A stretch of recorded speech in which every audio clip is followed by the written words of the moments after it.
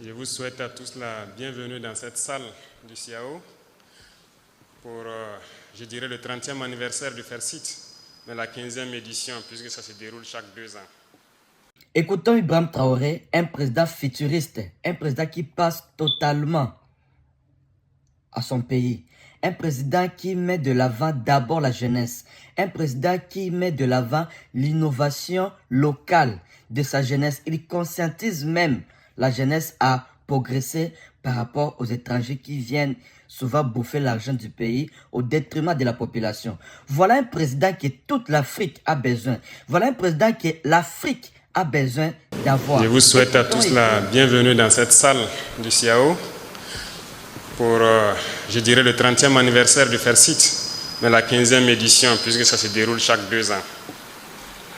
30 ans se sont écoulés, ce n'est pas 30 jours. Et je pense qu'il est temps, en plus du thème, de faire le bilan, le point de situation. Et je tenais donc à féliciter tous les chercheurs, tous les enseignants, chercheurs, tous les inventeurs, tous les innovateurs, pour tout le travail qui a déjà été abattu, malgré les difficultés qui peuvent donc se trouver sur le chemin. Une fois, j'ai demandé au ministre et pourquoi les gens ont tellement besoin d'argent pour faire la recherche.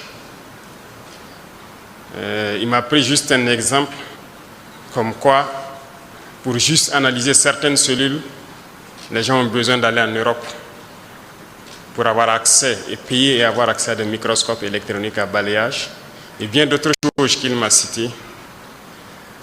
Et c'est ce jour aussi que j'avais compris que nous ne disposons pas de certains équipements de laboratoire. Et j'ai pris l'engagement qu'en 2026, peut-être au premier trimestre, ces équipements de pointe de dernière génération pour la recherche seront au Burkina Faso.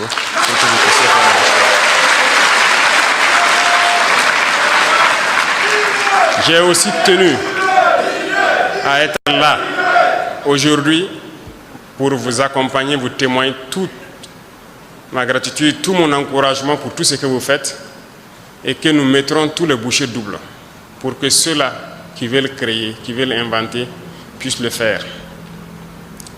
La page Faso Amdoubé a été créée, beaucoup de gens ont commencé à s'inscrire et nous attendons toujours que les gens continuent de s'inscrire. Parce que nous sommes en train de construire un centre qui est dénommé Faso Bangré, où tous ces équipements seront installés et chacun qui pense pouvoir créer quelque chose pourra passer, trouver les équipements nécessaires pour mettre en place son invention, ou bien, je dirais, copier les inventions des autres. Parce que rassurez-vous, peu importe le niveau de votre amitié, lorsque vous achetez quelque chose et qu'on vous dit qu'on vous transfère la technologie, on ne vous transfère pas tout. Bien sûr, il y a le secret de la fabrication que la personne va garder. Mais il n'y a pas de quoi s'inquiéter. Nous ne devons pas douter de nous, nos propres capacités. Certes, je vous encourage, je vous félicite, mais il ne faut pas rester à cette étape. Je ne vais pas vous caresser dans le sens des poils. Je vais peut-être être un peu dur ce matin, mais l'objectif, c'est de faire réveiller tout un chacun, surtout la jeunesse. Parce que je vais parler sans langue de bois, sans langage diplomatique encore. Bien sûr, l'Afrique est le berceau de l'humanité et c'est scientifiquement prouvé, n'est-ce pas? C'est vous les scientifiques qui avez trouvé cela. Ça veut dire que le premier homme est venu d'Afrique. Et pourquoi l'Afrique est dernière aujourd'hui?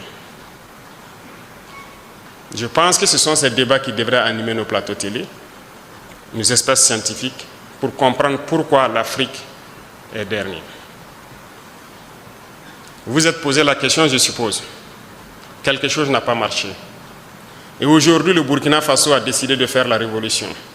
La révolution est certes idéologique, politique, comportementale, mais elle est aussi et surtout scientifique, technologique, industrielle, bref, j'en passe.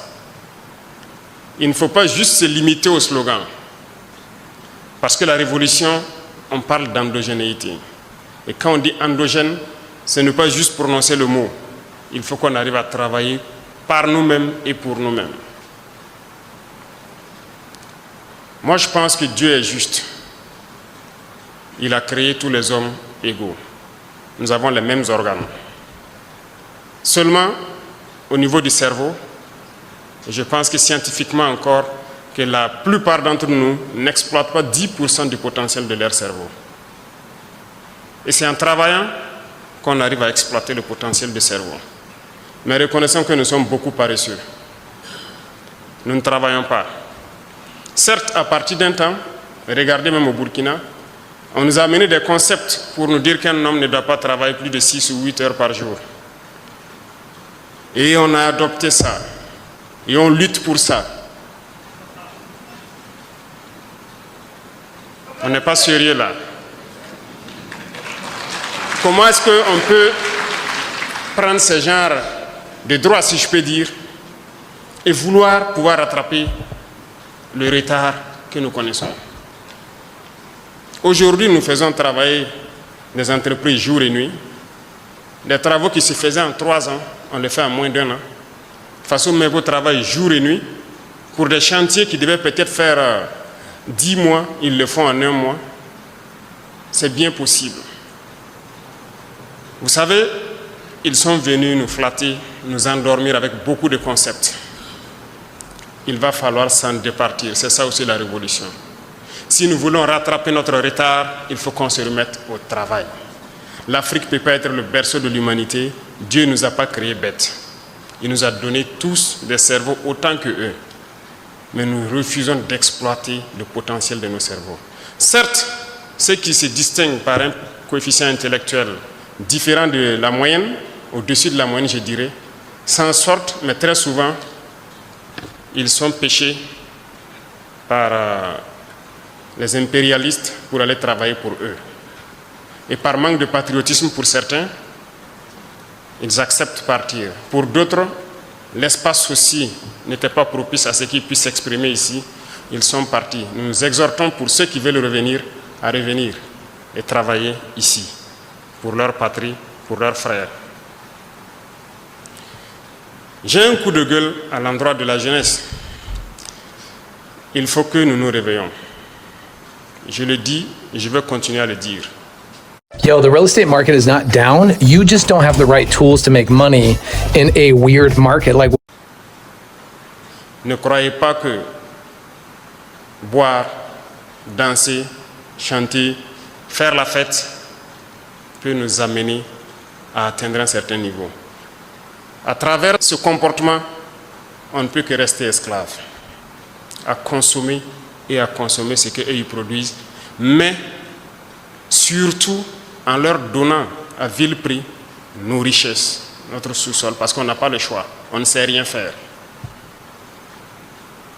Moi, je suis venu pour encourager la recherche, pour encourager l'innovation, pour encourager la technologie. Il faut que nous puissions créer. Prenons un exemple. Nous sommes dans cette salle. Voici des brasseurs qui tournent partout. Qu'est-ce qui empêche des jeunes Burkinabés de aussi créer des brasseurs, de mettre une structure en place pour produire ces brasseurs? On peut au moins se copier. Voici les climatiseurs. Qu'est-ce qui nous empêche de le faire? Pensez-vous qu'ils sont plus intelligents que nous? La réalité est là. Comment nos ancêtres faisaient-ils pour reconnaître un sol ferralitique d'un autre sol? Comment faisaient-ils pour exploiter ce sol, extraire le fer, fabriquer leurs outils? Répondez-moi. Ils étaient donc plus intelligents que nous. Qu'est-ce qui nous rend donc de plus en plus bêtes? Il faut se poser les questions et les mots les plus justes.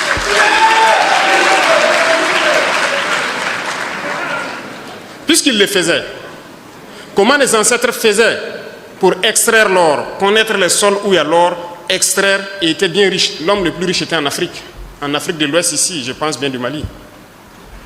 Comment faisait-il pour qu'aujourd'hui, à partir de quelques décennies en arrière, tous nos jugements d'or sont donnés aux autres pour qu'ils viennent exploiter et faire ce qu'ils veulent? Nos ancêtres étaient plus intelligents que nous et nous sommes plus bêtes qu'eux. Comment avons-nous fait pour devenir plus bêtes? Je ne vais pas manager le mot, c'est ça le terme. Nous disons que nous sommes des révolutionnaires. Et un révolutionnaire, ça dit la vérité. Ça peut faire mal, mais il faut le dire. Alors, je veux qu'on se réveille. Nous ne pouvons pas continuer dans cet élan et espérer prospérer. C'est impossible. Chaque période, chaque mois ou souvent le trimestre, j'aime dire au ministre du Commerce de m'envoyer le point de situation de nos importations.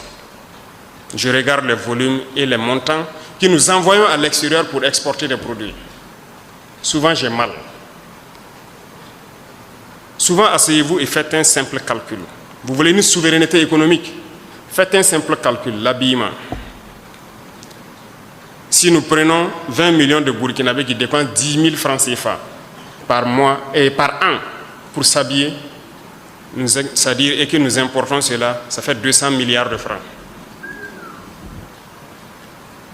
Mais la moyenne d'entre vous dépense 10 000 francs par an pour s'habiller, rien qu'en payant des chaussures ou quelque chose qui est importé. Sommes-nous vraiment devenus si bêtes qu'on ne peut pas s'asseoir, réfléchir et voir tout ce que nous amenons à l'extérieur et qu'on ne peut pas créer ici? Moi, je ne crois pas. Rien que l'habillement. Il y a beaucoup d'autres secteurs. Les chiffres sont là. Vous pourrez peut-être voir dans certaines statistiques ce que nous importons et qu'est-ce qu'on peut même fabriquer chez nous ici. La dernière fois, j'ai demandé à ceux de l'initiative présidentielle pour l'éducation de qualité, je ne sais pas s'ils sont là, de m'envoyer le point de situation de l'équipement des amphithéâtres et salles qu'on est en train de construire. Qu'est-ce qu'ils comptent faire? Comment ils comptent les équiper? Ils m'ont envoyé, j'ai pris le temps de lire le week-end, et j'ai vu donc combien de milliards de marchés devaient être passés pour les équipements. Vous voyez, dans vos amphithéâtres, les étudiants sont là. Dans les amphithéâtres, vos tables bancs et tout, dans les bureaux et tout ce qui s'ensuit. C'est beaucoup d'amphithéâtres en construction, donc c'est beaucoup d'équipements. Et j'ai vu donc les normes qu'ils ont mis et tout ça. Tous ces meubles donc devraient être commandés de l'extérieur. Alors je les ai dit, voilà ce qui va se passer.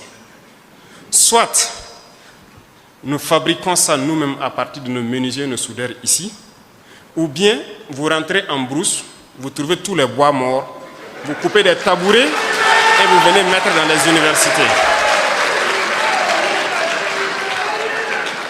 Lorsque les étudiants vont s'asseoir sur ces tabourets, si ça les fait mal, c'est sûr que parmi eux, certains vont avoir donc l'intelligence de créer les bancs que nous faisons.